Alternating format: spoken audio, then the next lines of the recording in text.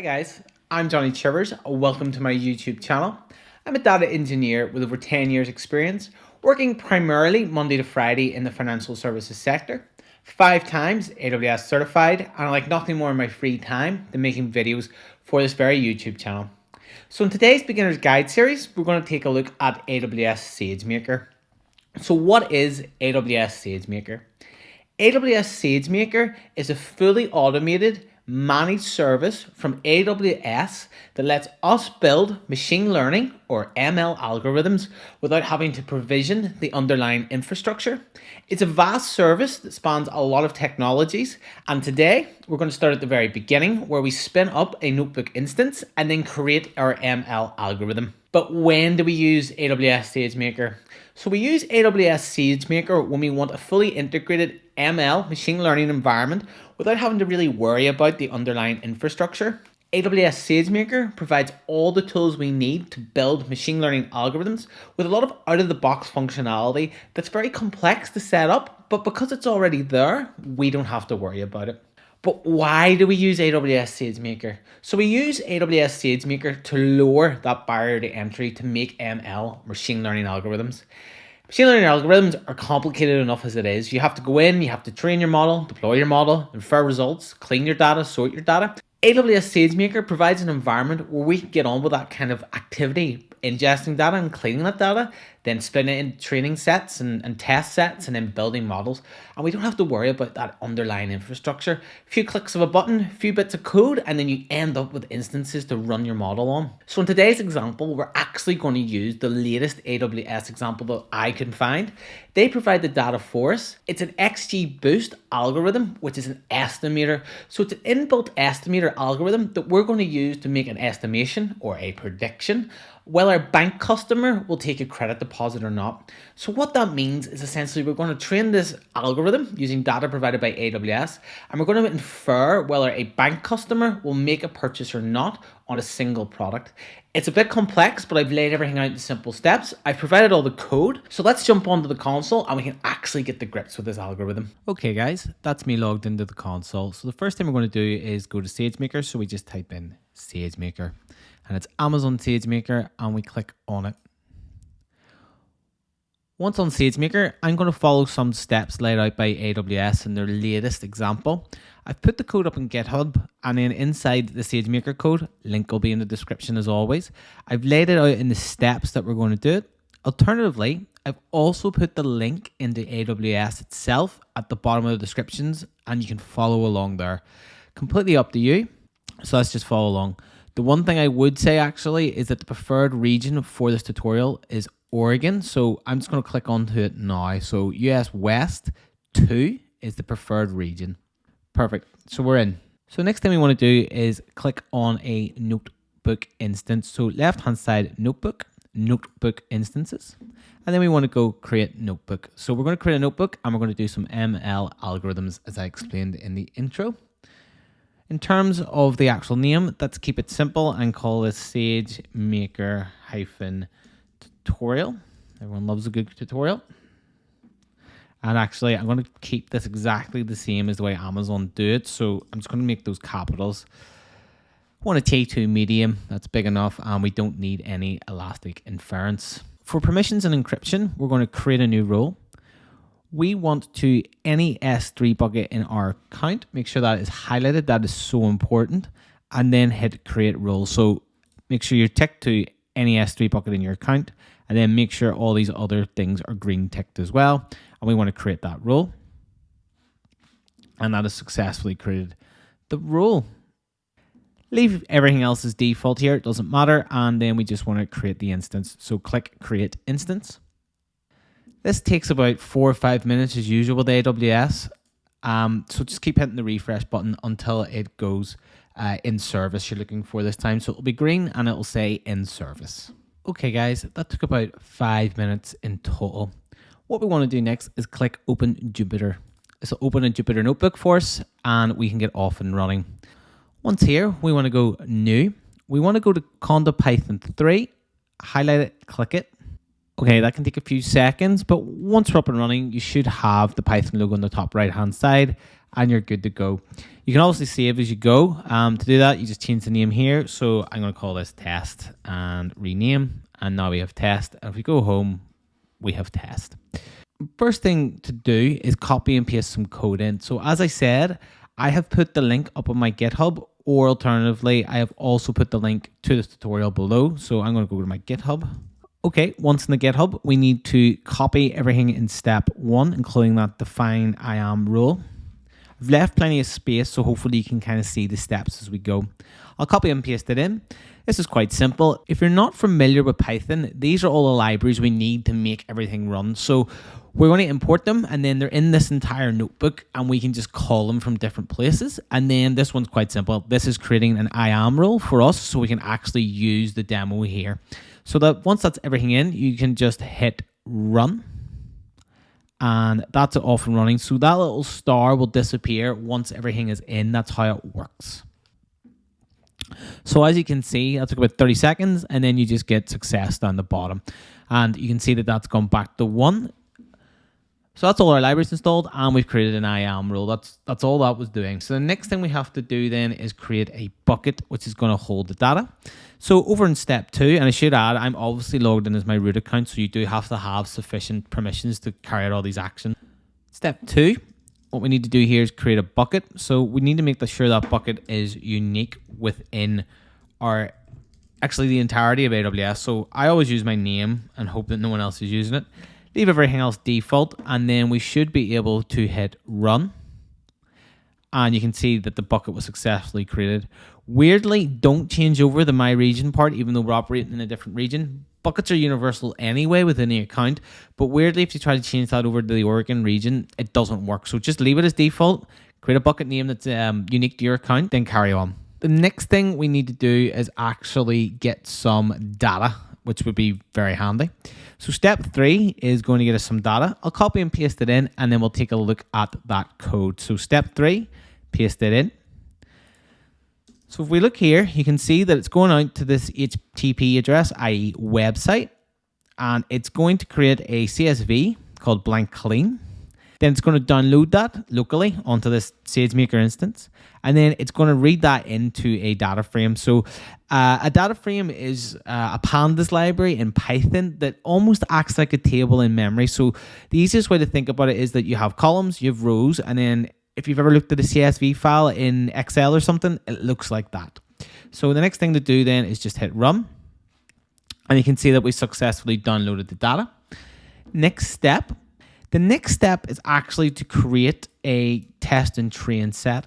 So if you're not familiar with ML algorithms, you basically have to do a train and test set out of the data set. What does that actually mean? So we have a whole data set known as blank CSV or blank clean.csv.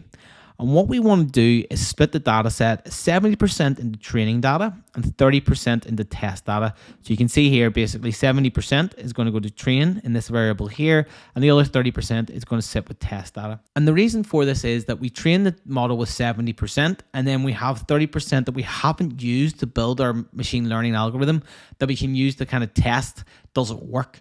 If we trained it with all the data that we downloaded and then tested it with some of that data, it would always work because that data was used to make the model. So in ML algorithms or ML training algorithms, you need to split your data set. You shuffle it around and like muddle it up basically in a random order, which is what it's doing here. Then split it. 70-30 is usually a good estimate depending on how your data is shaped. And then you train it with the majority of that data, and then it gives you a subset, i.e. in this case, 30% of the data that hasn't been used yet to actually test what's going on. Else, if you used all the data, as I said before, you'll end up with it perfectly working because the data you're testing with is the data you built the predictions with. Common sense when you think about it. It's just a bit weird when you see it the first time. So that's it actually now split. So trained data has 70% and test data has 30%, and it's just holding that data in those two variables. On to the next step, which is step 5. And this is where we're going to actually train the model. So we'll take a look at this code. A lot of code, but actually it's not doing a lot. This time what it's doing is taking that training data, renaming a couple of columns, and then just saving it to S3. So it looks like there's a lot of code, but there's actually no machine learning going on in this entire box. All it's doing is a bit of renaming and writing it down to our S3 bucket that we already created up above. So I'm just going to run that. It shouldn't take too long. Okay, that took about 15 seconds in total. On to the next step. And we're just going to copy and paste that in, step 6, and then I'll explain what it's doing. So now we're actually getting into the machine learning. So you can see here that we're defining a new SageMaker session. So this is just setting up SageMaker to say, hey, we're going to create a session and we're going to run some machine learning. As I explained in the intro of the video, what we're going to do here is basically predict whether a customer is going to take a product or not off the bank. It's a certificate of deposit. That doesn't really matter. All we need to know is that we're actually saying we have all this customer data and what's the probability that they're going to buy this product off us. And this is the beginning of setting it up. Basically, this is where we're going to use the XGBoost model, which is an estimator model. So this is setting it up saying I want like an M4 large instance, and I'm going to throw all these hyperparameters at it. This is the gamma, this is the max depth, this is the weight. This is way beyond anything that we're going to do in this lesson. This is proper, in-depth machine learning, but everything's set up for us so we can just carry on. But essentially what we're saying is we want to use the XGBoost model. We want to use it in our SageMaker session, and here's all the parameters to make it work that we're going to use. Plenty of documentation out there. You can spend hours reading through it and how this actually works. And that takes just a wee second to run because all it is configuration settings. Now on to the next step, where we actually are going to fit the model. So we want to copy and paste that in, and we paste it down where we're now using this variable to fit, i.e. use the training data set and then fit it into the model. So we just hit run there. And you can see that starting the training job usually takes a couple of minutes to run this. So let's just sit back and wait on it finishing. So as you can see, that took about 5 minutes to run, not even 3 minutes to run. But the actual billable port was 54 seconds. So it takes a lot of time to set up, but then you only get billed for a minute and then that's it done. So that's the great thing about SageMaker. You're not paying for your machine instance or your machine learning instance all the time. You're only paying for when you use it. So next thing we need to do, we actually have our model complete now. We have the ability to make predictions almost, but we need to deploy the model so we can actually then use it to make predictions. So on to the next step. It's pretty simple. We're just going to deploy a predictor model, or predictor instance rather, copy and paste it in, and then hit run. Probably take a few seconds to get up because we're going for an M4 large instance here. Should be up and running. I'll pause the video here and then pick it up once it's there in a couple of seconds time.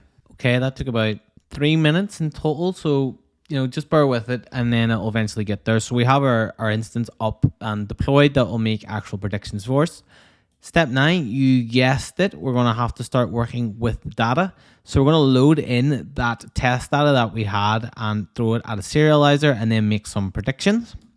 So we just copy and paste that into the next cell and run.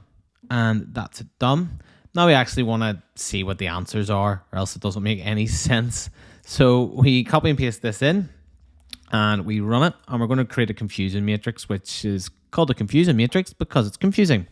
So in this example here, we threw that test data at it, that 30% data, and we asked it to say, okay, what predictions can you make out of that 30%? And then we got back an answer and we put it into this confusion matrix to work out what the heck is going on. So what it's basically saying is that overall it could classify 90% of that data. So of the 30% that was left of the test set when we sent it, our classification rate was about 90%.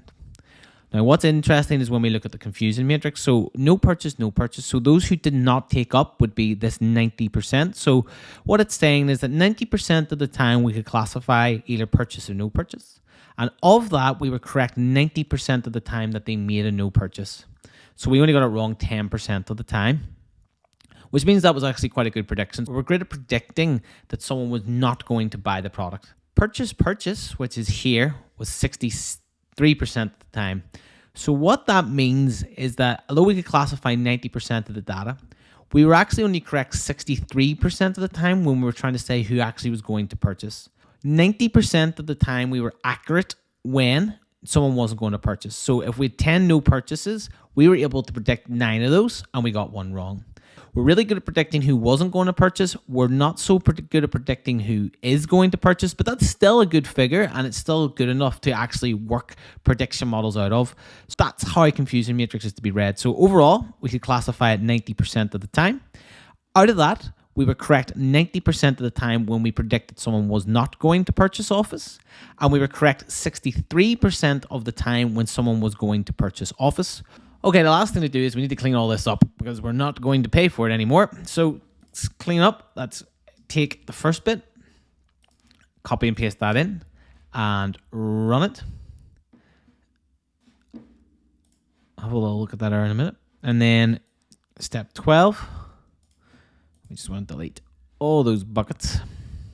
Okay, although I got a little error there, if we just go out, you can see that there's currently nothing that appears to be running. Notebook instances, and then we just want to delete that notebook, so we have to stop it. And then once it's stopped, we can delete it. Okay, that's everything from me, guys. Just remember to delete that notebook once it's stopped running. So I'll make all the information for free as usual on my website, www.johnnychivers.co.uk. And until next time, guys, thanks for watching.